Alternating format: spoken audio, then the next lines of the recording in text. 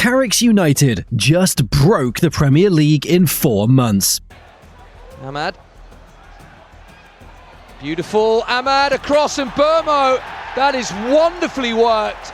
Don't believe me? Listen to this. Perfect ending, I thought, to the best second half season that United have had in a long time. Michael Carrick coming away with 12 wins from 17 games. Manchester United's final game of the season was against Brighton, a team desperately fighting for Europa League football. United already had Champions League secured, no pressure, nothing to play for. And somehow, United looked like the hungrier team. He's having an impact on the whole squad. That tells you everything about what Michael Carrick has done to this football club. Because this wasn't just a tactical rebuild, it was a psychological resurrection. 4 months ago, United looked passive, broken, and emotionally fragile. Now, they press like monsters, attack with confidence, and play with an intensity that feels genuinely terrifying again. Bruno Fernandes is producing historic numbers, Mainoo looks world-class, and for the first time in years, Manchester United actually feel dangerous again. But the football they've been playing is so much better. Yeah. Unbelievable. To understand what Carrick actually built, you need to understand what he walked into. United in January 2026 weren't just underperforming, they were a squad that had forgotten what it felt like to play with any kind of belief. The ghost of the previous season, a 15th place finish that felt like a bruise that wouldn't fade, was still sitting in the bones of the group. Last season I feel is a true reflection of where we are, and this season, listen, Sir Alex Ferguson always said at the end of a season, the league table never lies. You are where you're meant to be. Amorim's system had left players emotionally confused and tactically paralysed at the same time, which is a rare and brutal combination. The structure Amorim ran relied heavily on a back three, with very specific wing-back demands and a possession model that looked tidy in Portugal, but turned sterile almost immediately in England. Yesterday we went back to a back three, and even though Leeds couldn't get through us, apart from individual errors, a few clangers from a couple of individuals for the goal that Leeds scored, we looked like we were pretty controlling, but we don't look dangerous. And the problem that we've got is, even though we have improved in certain metrics, like we're like the second or third best chance creators in the league, we've had 2 clean sheets, and we're not winning games.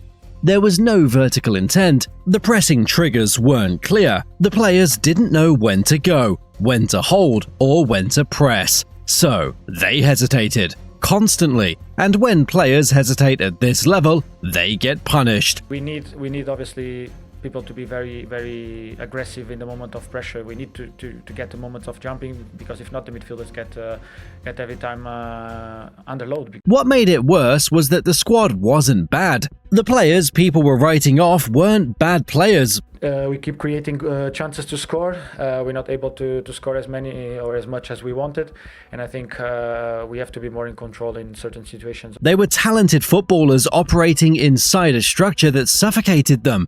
Mbemo couldn't find vertical channels that weren't there. Seshko couldn't stretch defenses with service that never came early enough. Bruno, one of the most creative midfielders in world football, spent weeks looking like a chaotic freelancer with no structure around him, hunting for moments in a system that kept pulling him deeper with no runners in behind. As Bruno himself put it, before January we weren't just losing games, we were losing our identity. That line captures it. This wasn't a tactical problem with a tactical solution, it was a full identity collapse. The players didn't know what kind of team they were supposed to be, and without that clarity, confidence drains fast.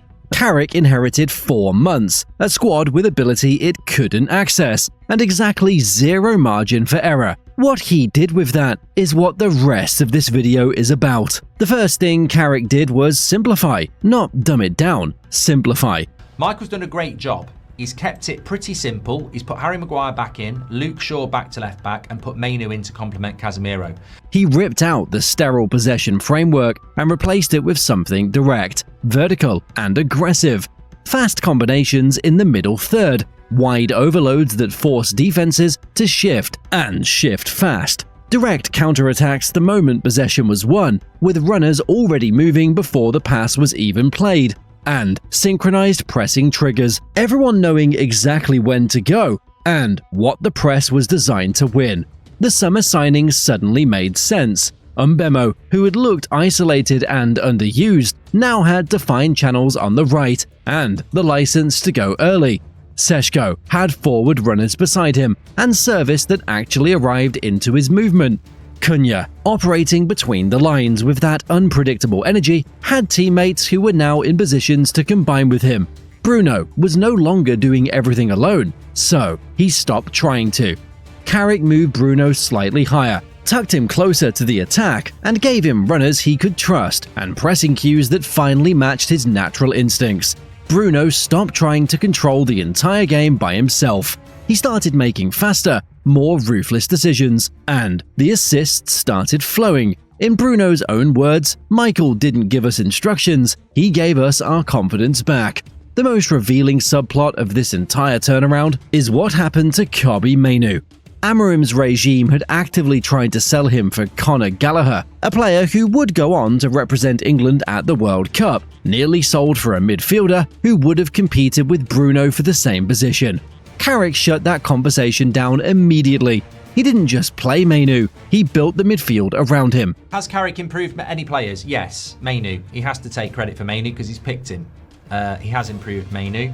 Since becoming a consistent starter under Carrick, Mainoo's composure under pressure, his ability to receive the ball in tight spaces and find a way out, and his progressive passing range all jumped to a different level. We seen last week what Kobbie can bring. It was great, you know. He's quite straight-faced and he doesn't give you an awful lot, but you could see the way he played and he expressed himself. He was enjoying himself, and to see him like that was great. 4 defensive contributions in the Brighton game alone, 79 touches, 3 successful take-ons, playing on a yellow card from early in the first half and not flinching once. I thought Mainoo was absolutely superb, actually. I think that's exactly what we're hoping he's going to do in a Man United shirt. The numbers across the full run make it undeniable. 12 wins from 17 games under Carrick. The previous season, United ranked 17th for goals scored. Only the 3 relegated clubs scored fewer. This season, United ranked 3rd. That is a 14-position jump in a single attacking metric, in the same squad, with the same players, under a different manager. Brighton 3-0 was the clearest single proof of everything working at once. Bruno dominated. Mainoo and Mount controlled every transition. Dorgu and Mbemo stretched out the backline until it broke. The pressing looked like one organism moving together. United outclassed a Brighton side that genuinely needed to win that game. But one number from this season sits above every other stat on the board: 21 assists, the number that rewrote Premier League history. Thierry Henry set the record in the 2002-03 season. Kevin De Bruyne got close, tied it, and couldn't break it. That record survived over 2 decades of the best players this league has ever seen. Lampard, Fabregas, Silva, Salah, De Bruyne again, and none of them could touch it. Bruno Fernandes broke it on the final day, at an away ground, in the heat, in a game that meant nothing for United's standings. I thought Bruno, I run out of superlatives. He's broken the Premier League assist record in a Man United team that's not even that good. He's played in better Man United teams and not broken the record. De Bruyne definitely played in better teams and didn't break this record. So I think it's incredible what Bruno Fernandes has achieved. The moment itself was completely Bruno. A whipped corner from the left, the kind he delivers 40 times a season without thinking. Patrick Dorgu rose, met it clean, and the ball hit the net. Johnny believed more than me in that set piece that we prepared for Patrick, because I wasn't very sure Patrick was able to score with his head, but he did, and at the end of the day I got my assist from that. The away end erupted. Bruno's teammates didn't celebrate the goal first, they pushed him toward the United fans, because they understood exactly what they just watched. This was history, and the players knew it before the crowd did. 30 total goal contributions across 36 league games. Premier League Player of the Year. No, the Player of the Year is the player that makes the biggest individual impact on a team. Bruno Fernandes has just broken the record in a Man United side that's not that good. You take Bruno Fernandes out of this Man United side, I think we'd be mid-table. FWA Player of the Year, the PFA Players Player Award, voted on by the professionals who line up against him every week. That's it. That's the record. Yeah. He is now the record holder. 21 goals. Player of the season, FA Player of the season, United Player of the season, PFA Player of the season, Bruno Fernandes. The record belongs to the team, but the joy belongs to Old Trafford. Now, here's what actually makes that number worth talking about. Bruno spent 18 of those 36 league games playing as a defensive midfielder, deeper than his natural position, further from goal than at any point in his United career, before Carrick arrived, and he still broke the assist record. That doesn't just speak to Bruno's quality, it speaks to the system Carrick built around him. The runners were reliable, the pressing gave him the ball in better positions, the structure gave him freedom, which sounds like a contradiction until you watch it work. The record is Bruno's, the architecture that made it possible is Carrick's. Obviously, as I said before, Michael has done an amazing job since he came in, and I've really enjoyed the football that I've been playing. Which brings everything back to one question. What comes next? Carrick has proven he can take a broken environment, strip it back, and rebuild it into something coherent, aggressive, and difficult to play against. He's proven he can identify which players fit and which structures unlock them. We want to help players and improve them. We feel we've got a good balance within group. Forward lines, we've got some flexibility and different strengths that individually can bring different things. So that's quite exciting. Different little tweaks here and there. And, the boys are so keen to do well, and you can see, you can feel it, that they're all chomping at the bit for that opportunity. So it's really exciting. He's given Old Trafford a reason to believe in the football again, not just the result.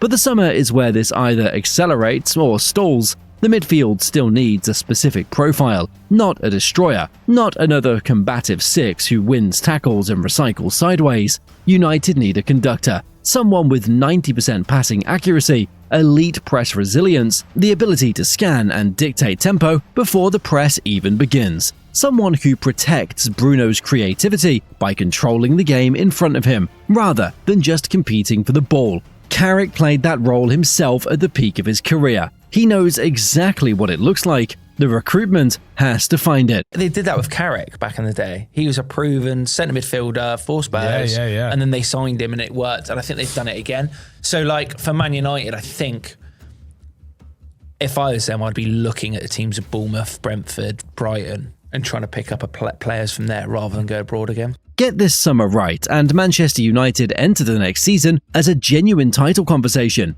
Get it wrong, and Champions League group stage football will expose every gap that third place was able to hide. Michael Carrick was handed 4 months to stop a slow bleed. No expectation, no runway, no margin. He took a squad sitting 7th, tactically confused, emotionally flat, and turned it into the most improved attacking side in England, with the Premier League's greatest creative season on record. The bleeding stopped a long time ago. Something else started growing in its place.